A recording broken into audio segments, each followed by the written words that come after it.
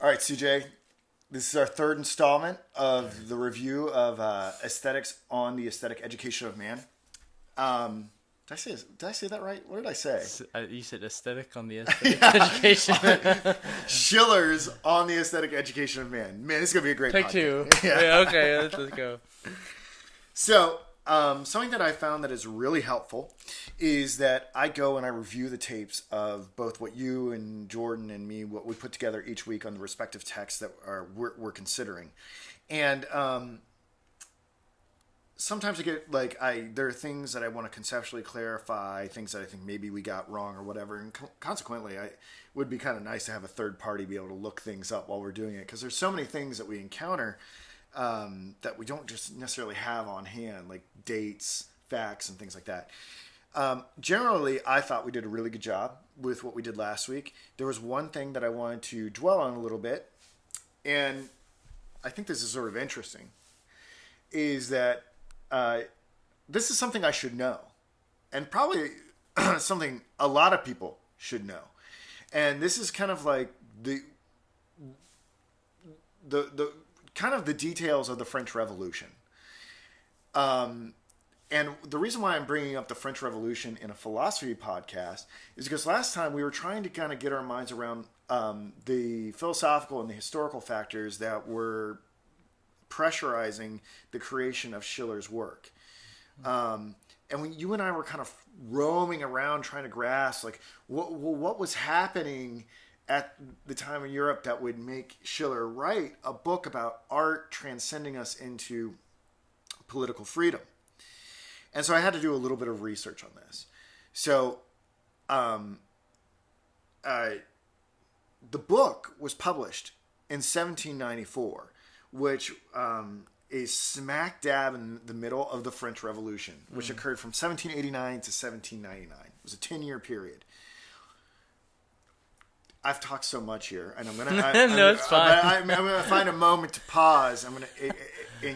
But what do you know about the French Revolution? French Revolution. Well, I know it was after the American Revolution, and at least I know that it was framed around this idea of freedom, or at least of taking down the monarchy, or that was the France for such a long time, and that it started out that way, and then an organization kind of took over. I can't remember. I know it was like Robespierre was the head of it. Maximilien Robespierre was the head of it, and then they started getting really scared of people taking over their little thing that they formed, and they started guillotining other people. Even besides the royalty in the beginning, they started guillotining people they thought they were getting in the way of the quote-unquote revolution. And then they got taken over, and Robespierre got his head chopped off. All this sort of things, and I don't really remember the conclusion, but I at least know that it started with this optimism, or at least that we can take over again, and we can have this freedom, and that it sort of fell apart into this bloody mess, and that I can imagine, and I'm sure at least for Schiller too, that it left more people skeptical than anything of a just state, or of people having this just freedom to do whatever they want. So I at least know it in that sense, that it left a lot of people skeptic, and that I think it leaves a lot to contemplate, and Schiller obviously is one of those people to contemplate this idea. I think you knew a little bit more about the French Revolution than I did before I did some background information. I think what you're saying is generally right. I don't know about this Robespierre dude. Probably right. It's not really totally consequential to what we're going to talk about. But I think the thing is that they wanted freedom, and then they enacted another organization on top of Yeah, that. So, so it let was me- ironic. Where Let it's me just, yeah. let me fill out some of these details a little bit, because it's Okay. kind of like I don't know much. It's kind of interesting that, like, as two pretty well-educated dudes, like, we're kind of fondling around with the details of the French Revolution. Sure. Like, we should kind of know this shit. And I'm not saying, I think we're probably representative of a lot of people. Sure. I don't, actually, I would say you probably know it better than most people. But what I was able to find out was not only, right, like you were saying, that it succeeded the American Revolution, was sort of inspired by it in a lot of ways, and a lot of the same philosophers that were sort of advertising the notion of equality of man, social contract, and things like that, so we can get rid of the sort of the physically determined state that's that was driven primarily by monarchies and whatnot. And you were right to bring this up, like that was sort of the midpoint.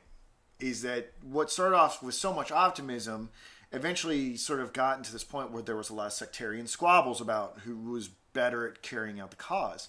The thing we don't hear a lot about, I think, in America is the interconnectivity of the French Revolution and Napoleon. And I think this is going to clear up some conceptions or some ambiguous conceptions. So let me ask you this. Okay. What is your perception of Napoleon? Well, at least Was he a good guy? Was he a bad guy? As a musician, it's interesting because one of the great works of the canon was influenced by Napoleon, which is the Beethoven's Fifth, the Eroica, or the Heroic Symphony. He dedicated it to Napoleon because he said, "Oh, like at that time that he was writing it, he's going to bring freedom to all of us, and he's going to make Europe this free state, and we're going to be great." And then I think a little later, Beethoven finds out that Napoleon declares himself emperor, and he gets so angry, and you can see the score where he scratches out, or with a pen, he scratches out, dedicated to Napoleon Bonaparte.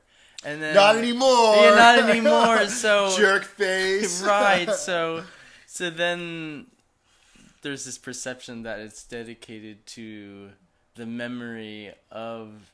I mean, it's a heroic symphony. So dedicated to a hero, or the glimpse of a hero. So I suppose my view of it is in that sense that. At first, he was kind of dedicated to maybe this principle of freedom for everybody and down with tyranny, and then he turned around and then just became it gets the even emperor. Yeah, it gets even wilder. Yeah. So let me. Okay. All right. So let me see if I can sum up this really quick, because it's really fascinating. I had sort of ambiguous feelings about Napoleon, because I'm like, didn't Nostradamus say that he was the Antichrist? Wait, why don't we use Napoleon and Hitler in the same breath? Why, if they were both dictators, why don't we say bad things about Napoleon across the board? Like, I was reading War and Peace and seeing Napoleon come in and do what he did to the Russian people and whatnot. I was like, why isn't this guy more universally agreed upon as a jerk? And that's because his history is really complicated. So, like, all right, so you got the French Revolution that happens. You have sectarian sort of battles in between that. You've got, 15 to 40,000 people that are executed as a result of either being part of the old regime and not embracing the democratic reforms. They can't get anything done as a result of these sectarian disputes. Napoleon, an effing dictator and war guy, comes in on behalf of the movement to democratize Europe. So this is where Napoleon is going to bring about, by force, the ideals of the just state. He's going to fight all these wars to tear down all these monarchies and things like that in order to bring about ethics and justice. And get this, he did it. He did it. Look, like, if you look at Europe today, it's largely going to be the effect of the influence of Napoleon and all the things that he upset as a result of his military conquest. It's oversimplifying it. But what I'm trying to say here is that people like Schiller saw the French Revolution, got their hopes up on what it could have been, saw that it descended into violence amongst the people that were very optimistic about what it could do, then was taken over by a strong man who then initiated all these wars and tried to bring about the just state, and was successful to some degree via force. And as we've covered so far in Schiller, what is he really? He's really anti going the route about bringing the just state in via force, and that's precisely what Napoleon did. Right, and so, I guess what Beethoven. So it's almost like another upset German. It's just like, what? I thought you were gonna bring about freedom and everything, but you're not. So this is well, he did, but he did, but then he declared himself emperor and. Yeah, I mean that's not what a democratic state. Like, so we know two things now as a result of this historical explanation. We know the exact thing that Schiller is responding to, and why why the people can't be just molded into a just state from a top down approach, because it's precisely what Napoleon did, and there was so much catastrophe associated with that.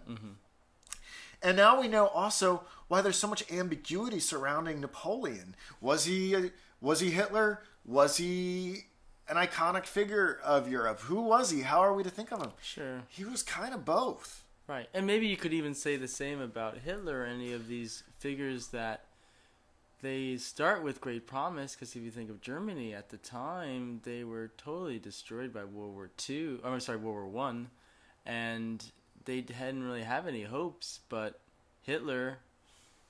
It's going to bring Germany back to its power. It's going to make Germany great again? Right, make Germany great again if you want to pull from modern times. But and people say, oh, well, he's going to make things better because from what it wasn't that great because we got everything taken away from us. So I think it's interesting, at least with great power, its prelude is hope and that everything is going to be great again, but then once we get into the thick of things, that it gets much worse. I don't know. That's an interesting part of it. Yeah, I think you can make. I think what's interesting is you can see how a despot arises by tracing the history of Napoleon, Hitler, and maybe all these other figures maybe we don't know about, or even what's going on in the American body politic right now. But what's interesting, I think where Hitler and Napoleon are dissimilar is that there are no sane apologists for Hitler. There's not going to be anyone that's saying that Hitler is an ambiguous character that we can't really assign moral blame or not to. There's nothing truly great that came out of that. So, unlike Napoleon, where you could talk about democracy being brought about as the force of his being, Hitler brought nothing but destruction and violations of human rights and the extermination of people. But you might have people saying, "No, he was a great orator, or he's a great this." But granted, it's more so in an objective sense rather than, like you said, people actually championing Napoleon as a great man, like an Emerson or something like that, who writes. Does Emerson champion Napoleon? He has. I think he has a brief biography or a kind of thing about him. I believe. I remember reading it maybe a long time ago. But yeah, I think he has something on that. Well, for the record, I'm just going to say here, we think Hitler is terrible. Oh, well.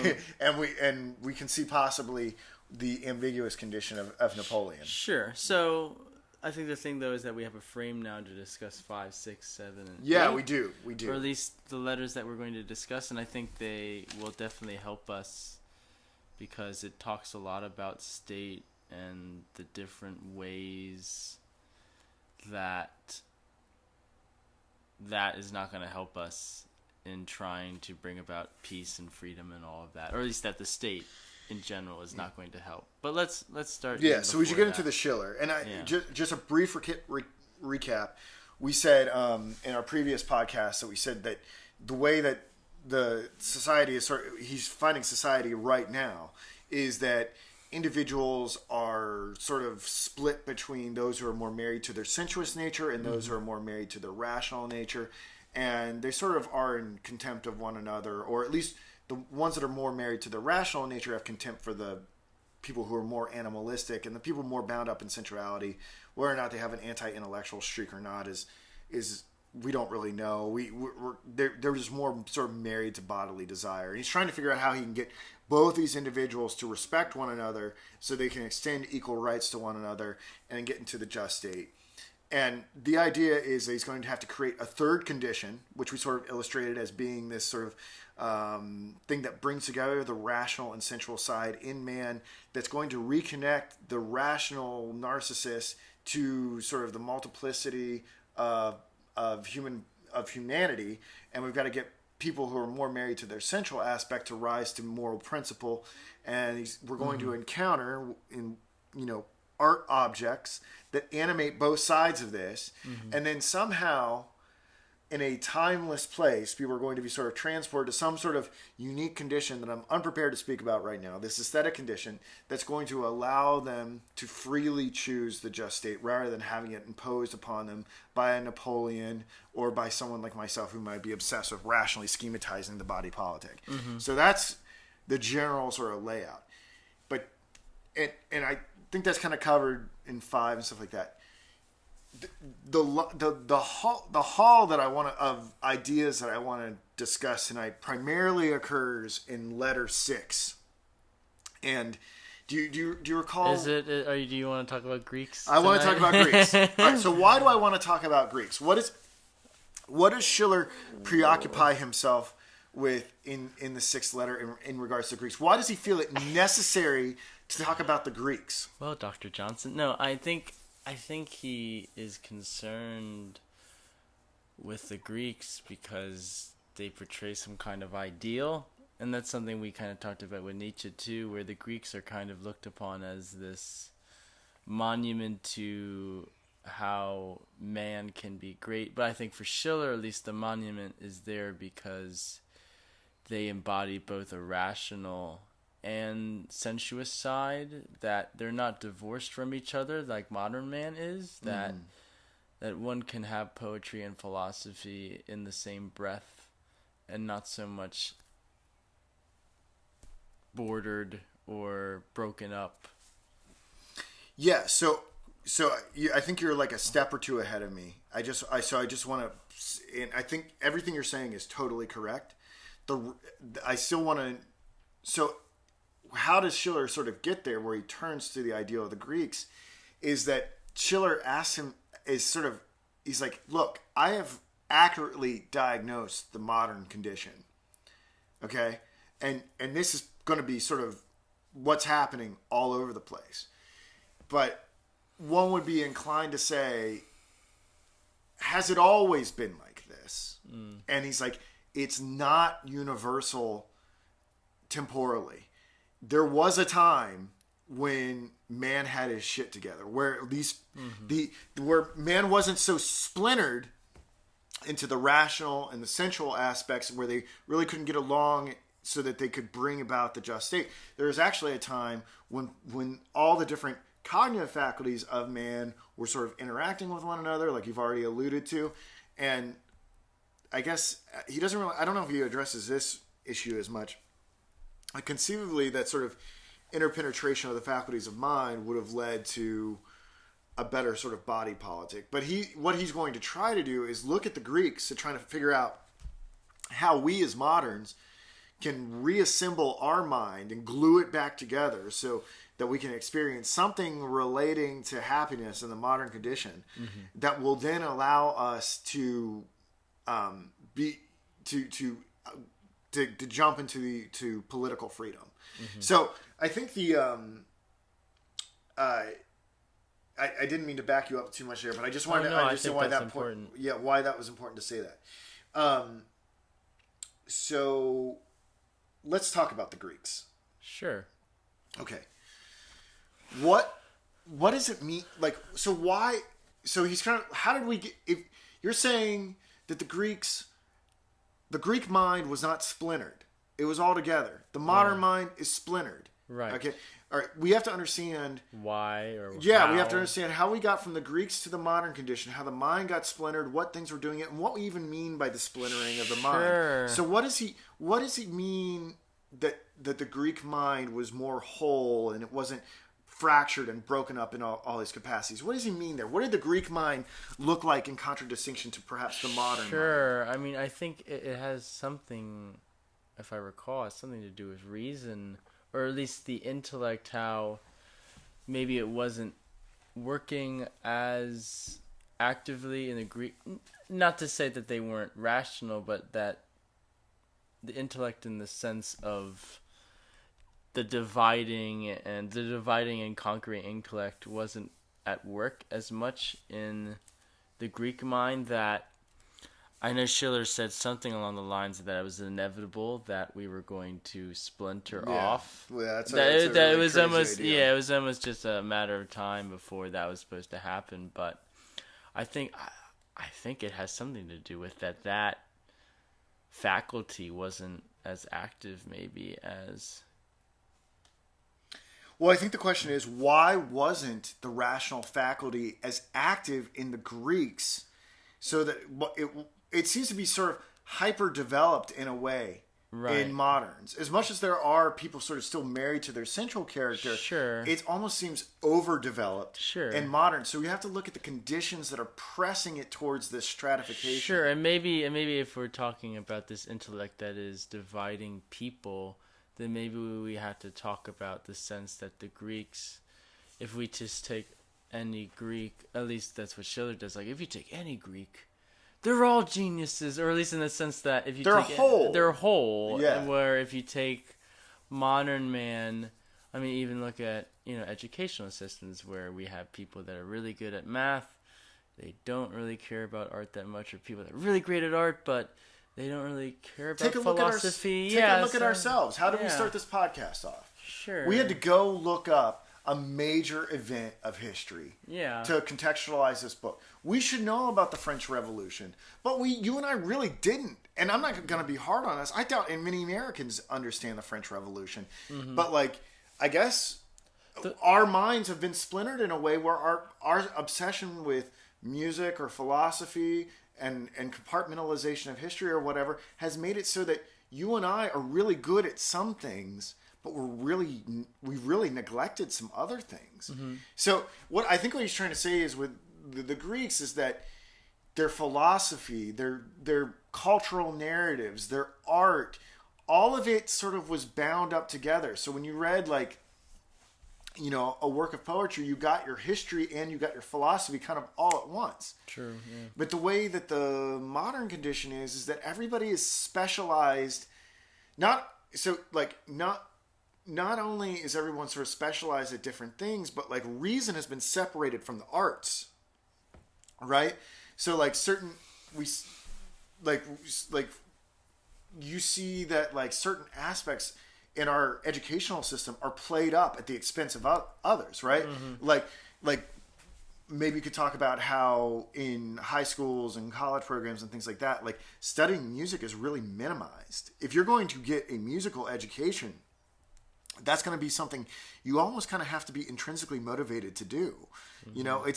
Music is not weighted the same as, say, mathematics, right? And hence why we're always conversations about prioritizing mathematics and cutting music programs and things like that from budgets and whatnot. Mm-hmm. So, I mean, you can experience this, right? I'm sure you would have wished to have had more music in your coming up, or maybe you had a program that didn't.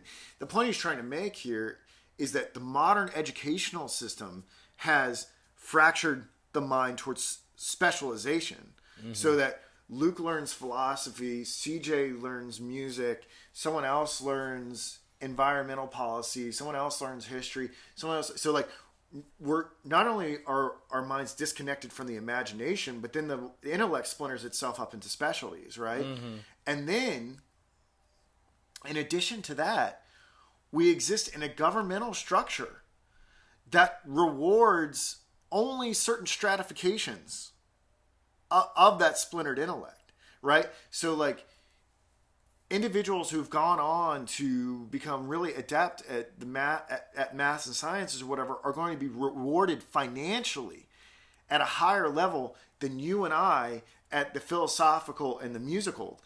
To the currently existing state, the engineer matters more than you and me, right?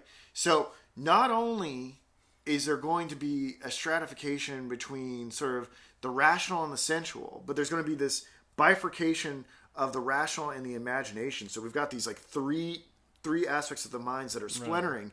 But then within that, the rationality is going to be splintered even more. So you have individuals in the more intelligent and rational individuals are not only alienated within, but they're alienated from each other, and they're alienated to the lower classes. It's almost like he's anticipating Marx. There's at least 3 forms of alienation. Right, there's a psychological alienation. There's class stratification within the upper class alienation, and then there's general divisiveness between the upper and lower classes based on education. That's a pretty astounding analysis of the modern condition looking back at the Greeks. I've just talked a whole bunch. So what do you think about all that? No, I think that's true. And I guess the question is, where do you go from there? If you say, okay, so we have this, okay. So what do we do now? If we have this thing, what you just described, alienation, then what do we do? Because we know like what a Marx would say. You know, we'd say like, okay, we have to totally throw over the bourgeois and get the proletariat up there and change everything for the better. Like what would so now what do you think? What do you think Schiller would say to Marx? Do you think Marx is going to be? Do you think Schiller is going to be in favor of a Marxist revolution? I have no idea, but I think probably since it's an aesthetic education, he wouldn't. No. Or it sounds like, or at least when we go further into, I think like letter 7, is it, where he talks about well maybe the state can help, like change everything. He's like, well actually you need to have rational people, or at least a rational, well-rounded group of people before you actually have a good rational government to change things. So maybe with anything, whether it be Marx or any kind of anarchist or even Republican, Democrat, whatever, he would say like we need to have rational people first before we actually go and do something. So I mean, I think he would view. I mean, I'm just speculating here because he was writing in the late 18th century. Mm-hmm. He wasn't going to be around. I think Schiller would look at Marxist class struggle through the same lens as Napoleon. Maybe very nobly motivated, but no less tyrannous, no less problematic in terms of bringing in a just state because of the sort of necessary violent dialectical unfolding that's involved. And I mean that's just a guess, but that is just a guess. But I think so. At least any sort of Marxism that's going to involve any sort of armed conflict or anything like that, I can say that he's not going to be in favor of because he's already delineated that force is not going to be a way to do this. And I think even if the violence is going to be not bloody, but it's going to be like, look, we're going to reorder society in accordance with this Marxist ideology.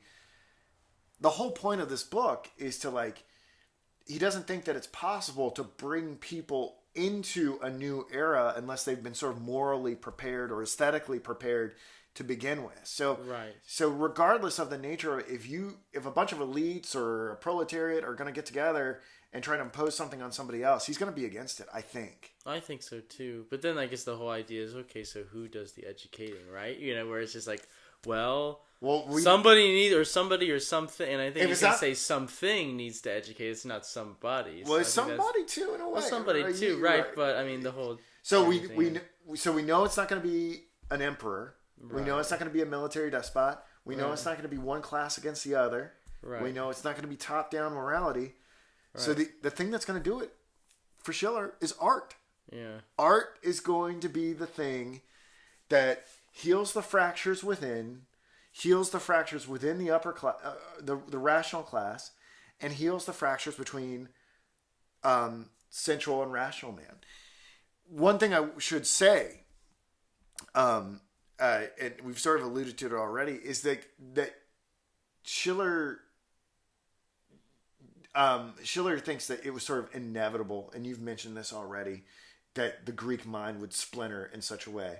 I mean, it was sort of inevitable that technology would arise that sort of made certain careers more valuable than others, and it would be sort of natural for the government to work in this abstract whole advantage rather than sort of looking after the more spiritual genius of people like ourselves. It was sort of the natural trajectory of things. This was bound to happen, and so it's not something that really could have been prevented. And so that raises the interesting point, is that not only is art going to be the thing that heals all this alienation in modernity, but because it's sort of, the arc is built towards, it's almost like, is it a law of thermodynamics where things increase towards disorder? It's a law of entropy. Yeah, but it's thermodynamics, but entropy. Yeah, it seems it seems like if art, it's not like art can just show up on the scene and fix us. Like we get like our medicine, and then like we're done. It seems like they're inbuilt in humanity and the states and whatnot is sort of a necessary tendency to revert back towards barbarism of either variety. So art has to not only just show up once, but has to continually be present to make sure that the powers of the mind stay vividly enacted, so we maintain equality in society. It's not going to be a one-time fix. It's going to be art is going to be absolutely essential for the furtherance of democratic society into eternity. I think it's great you brought up entropy, because I almost think of it when we're thinking about this, is that the mind, well, like you said, is just going to inevitably splinter itself, which is kind of profound thought. Yeah, where you're just right? like, wow, the mind will, like you say, is just entropic, is going to just explode. So I mean, it's almost as if art is preventing that and has to keep doing it. Because I was gonna ask, like, okay, cool, so wait, let's bring about the just state, and you do it, and then you just leave it there, and then it's just gonna go back, like the Greeks were. It's just like, okay, cool, we have our little time in the sun, and then things get worse, so then we just constantly need art, I suppose. And then, like, if you want to throw in that Nietzsche quote that art is there to protect us from the truth, where the truth in this sense is entropy, that the mind the truth is that the mind splinters itself, and that art is there to protect us from that, or at least to make us whole again. So that just takes a whole other kind of twist on that quote. But Schiller and Nietzsche are talking to each other. They don't know it. They don't know. I don't think they know it. Sure, and I don't think I'm using truth in the same way that actually Nietzsche is using. Nietzsche would have been aware of Schiller. Schiller wouldn't have been aware of Nietzsche. Just to get our historical time. No, right, and I think Nietzsche's truth is different from Schiller's truth. Yeah. But I think it's cool how you can take things people say and then just kind of use them as a framework for throwing other people's opinions and ideas. I think it seems like they're sort of describing the same phenomenon, but they're describing it from different perspectives. You might be able to say that we have some distance from the Nietzsche text now, but you might be able to say maybe Nietzsche was addressing the alienation that man feels within as a result of being able to experience the Apollonian Dionysian synthesis in Greek tragedy, whereas Schiller is not only concerned with that alienation, but he's definitely very much concerned with political the political structure. Mm-hmm. But why? I mean, if Nietzsche is familiar with Schiller, why might he not be? We have to think. Why might he not be embracing sort of the curative effects of art in the political context? Well, I guess if we're thinking about it in sense of in Birth of Tragedy, where I guess most art is image based, or is based in the Apollonian sort of viewpoint. So if you're always in images, or if you're always in the dream state and you're not really focused on, I don't even know if I'm getting this right, but if you're not so much focused on trying to bring about reality or show what the world is, I guess, like in the Dionysian or the tragic, then maybe you're just kind of isolated, like those people we were describing, like the people Schiller was describing before, those people in the ivory tower that are just high on their own elevation, you know what I mean? Yeah. So maybe, I don't know. Yeah, he will say, as we get into like art and trying to figure out what is beautiful or whatnot, that there can be, that it's not, like there are going to be very specific requirements for what meets the beautiful. and they're going to be sort of bastardized forms of beautiful. And so like something that might be heavily Apollinian in Nietzsche terms might sort of appeal too much to the formal aspect of man, and therefore really only sort of cater to his barbarous rationality or something like that. I don't know. I have to wait till we get there. But and I think it's interesting too, at least if we compare the texts, is that Schiller doesn't really go into details in regards to what of the Greeks, because again, we're talking about this letter and we're bringing up all this stuff, but Schiller doesn't really give us a lot to go off of. He gives us the idea, okay, the Greeks are whole, but he didn't say like, okay, so why are they whole? What in their art shows us that they're whole? What poetry can you show me that includes history, like you said, or includes philosophy or mathematics, all these different things?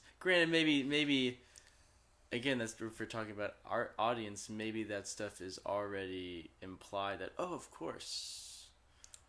Well, I want to bring up two things, and I want to the first one so I don't forget it, but the second one to go off this point. The first one is I think Nietzsche may have had problems with Schiller's the way that he uses art to address political theory, because I think maybe Nietzsche had problems with Kantian ethics, because I think he probably would have viewed that just state that Schiller wanted to bring in as maybe the product of intellectualized Christianity, so and maybe something life suppressive.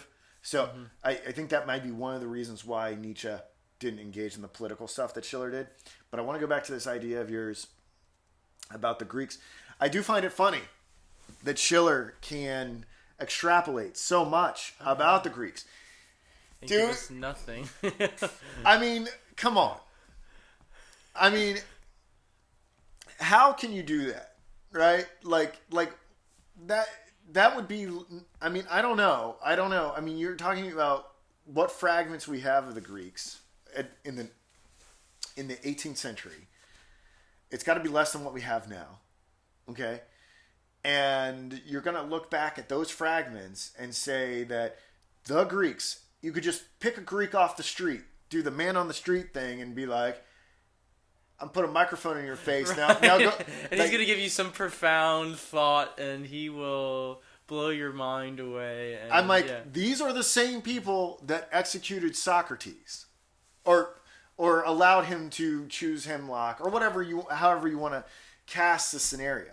Like, I guess the thing is like, do you buy this romanticization of the Greeks? Right, or even like you say, like if you go back to Socrates, I mean, how many dialogues where he just asks people who are high up and know what they're talking about, and then they actually don't know what they're talking about, right? Where it's just like, I really don't know anything, do I? Yeah. It's just like, I know what justice is. Oh wait, I don't. Hold on a second. Right, where, I mean, just like today, where maybe we can say, oh, of course, we are civilized and we know all these things, or maybe we don't. And maybe that's a thing that, maybe that's just a problem we have as human beings, that we have to idolize some sort of group of people or time and say like, that was it.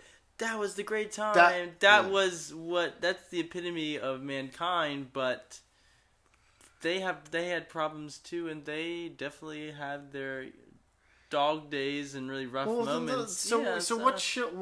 It's almost like Schiller is looking at people like Socrates and Homer and Aristophanes or Heraclitus, whatever, and like taking those individuals as being like representative of the entire culture. You could do this 3,000 years from now. You could take our best and brightest and be like, damn, them 21st century Americans, they had that shit figured out. Like, they knew their stuff. When in reality, you and I know what's going on at this particular epoch in history, and I'm not sure our best values are on display right now. Mm-hmm. Okay? So, I don't know. I mean, we do that now. People romanticize the 60s. Like, the 60s were like this this magical rebirth or whatever, or is that just like fanciful storytelling of people who had like some sort of utopic vision? Sure, and maybe it'll go into the future thought, at least from Schiller's time, because then we go into people like Hegel, right, who were influenced by Schiller and who kind of saw history as something that's just arrow pointed up, or maybe they were contemporaries. I think they were contemporaneous, right? Yeah. But I think this idea that we're going forward instead of going backwards. So I think maybe it's just this idea. Maybe we have this idea that we have a trajectory, and that maybe humankind can get better. Where maybe we just have a nature, and that's it, and that maybe it doesn't really go up, but maybe it just fluctuates. Or like this is what humankind is, and maybe it's just more like a theme and variation. Like this is humankind, and here it's all the different things that happen. Like we're maybe having more technology isn't necessarily better. Maybe having a Colosseum isn't necessarily better. Maybe having emperors and Library of Alexandria isn't really better, but it's just a different form of it. But I think in Schiller's case, using the Greeks, I think, is a good signal, or is a good post to kind of put your ideas and to say, like, okay, this is what this is what we're going at here. The Greeks had something, they kind of projected humankind, or at least humanity, in this way that maybe people didn't. Does it really matter if the Greeks live up to his romanticized version of it? I don't think it does, but I think it's easier. It's almost... It fills it out a little bit, right. So he can make his case for... I mean, whether or not the Greeks were actually whole... Like it does. It's just semantics at this point. It does the intellectual work for us. Like even if it's not true that the Greeks were whole, like he said they were, it does the intellectual work for us to get to see how we got to the state in modernity where we're so splintered. I don't think we necessarily object to his analysis of the splintering. No. Do you think that's wrong? I don't. I think he kind of gets that right. I mean, like you said, it alludes to alienation theory, at least by Marx. And it's just a matter of like, did our fall happen in Mesopotamia, or did it happen in Athens, Greece? Right. It's like there was a fall, just like was it? Sure. Schiller's got the universal, but I mean the particulars. It doesn't really. I think it's interesting. He does sort of speak of the Greeks as being Edenic, like not so many do though. So many philosophers do, which is another interesting, like history of ideas with the Greeks. Yeah, philosophers, even when they're not pronounced in a Christian or Hebrew viewpoint, can't seem to get away from this idea. It seems very stubborn. This idea that there was a more perfect time in the past. Rousseau does it, Schiller's doing it here with the Greeks, Nietzsche did it with the Greeks. People are romanticizing the past. It's very strange. It's very strange. I think that's another interesting thing too, where we can learn from the past, which I think is so important. But it could be history. A fictional past. True. Oh. Or learning from a fiction. Mm-hmm. Except the fiction is designated... But fiction can teach us so much. Yeah. So, like, who cares if it's fiction or not? Right. Fiction can teach us. That's what I'm saying. I don't think it really matters. Yeah. I don't think... Yeah, I guess that's the point. That's what I'm saying is it doesn't seem to matter if Greece was like how he said it was, right. or if there was an Eden. It's really a thought experiment to get us to understand our modernity better. I think that's it. Because, I mean, that's so much of, at least that philosophy of that time, is thought experiment. We're talking about, like, state of nature. Well, people actually didn't live in a state of nature, but this is just a thought experiment to get to the idea that man needs a social contract in order to keep society going and to keep himself going. Yeah, so we're just kind of one step more into Schiller's thought experiment here. Yeah. Well, man, that's 44 minutes. Flew by. I got nothing else. I think I covered everything that I thought we would cover. I probably need to make some music. Are you down to make some music? Anything else you want to say? I think not, but I think it's going to get interesting from here on out. Yeah.